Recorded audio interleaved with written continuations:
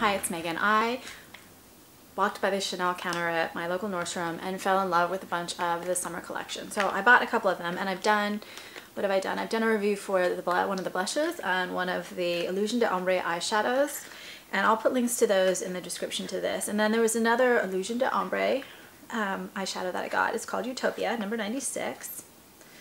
And I don't want this to fall out of the pan. This is what it looks like. It's a purple.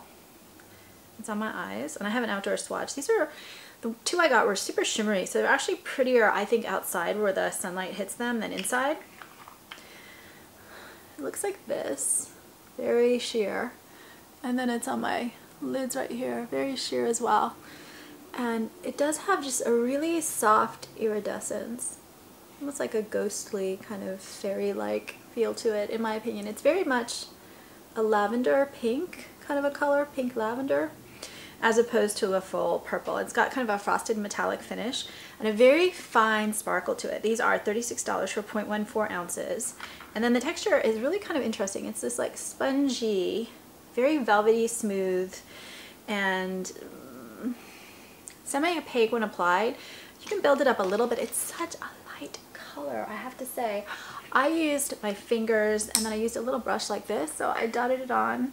And then I put this in the crease and then under here. But I really wasn't able to build up much more color than you see right here.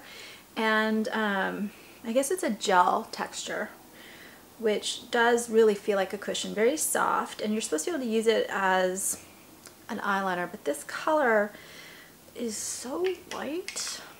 And I guess that's kind of what I'll get to in a minute. I'll show you the brush first. The brush is like this, and it works like this, and it does have a wide enough edge that you can use it to apply the eyeshadow, especially with an eyeshadow like this. You don't need a very big brush because you want to be more precise, and then you can also line with it. I didn't use this particular brush this time, but I have used this brush. I actually like it better than a lot of the other brushes I get in eyeshadow formulas, but I always just kind of feel like they're never as good as the brushes I would use otherwise. They're spongy, they bounce back, and they are gel based.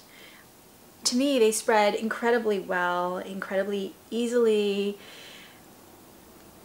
I like this color a lot. So I said $36 for 0.14 ounce. I do, I really like it. They describe it as luminous lavender. I like it. I don't love it for $36, I have to be honest. And I thought back and forth, I'm like, yeah, it's really pretty, it's such a light shade, and it really glistens in the sunlight, and it's just so pretty. But, and I guess this isn't fair, I guess when I'm paying $36, I want a little bit more color than this, and it's not fair because I'm a sheer person. I love sheer formulas, I just think they're amazing, and I love sheer glittery formulas, especially in the summer.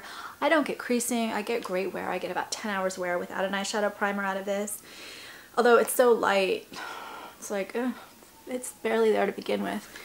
So overall, I really, really like it a lot, but I guess I wouldn't ever say that I loved it quite as much as I thought I would when I swatched it on my hand. It was like, wow, what a cool, shimmery, lavender, pinky, just like ethereal shade. But it is ethereal, and it is sheer, and it is pretty, and it does sparkle in the sunlight, and it does wear beautifully. But for $36, I guess I just expected a little bit more color.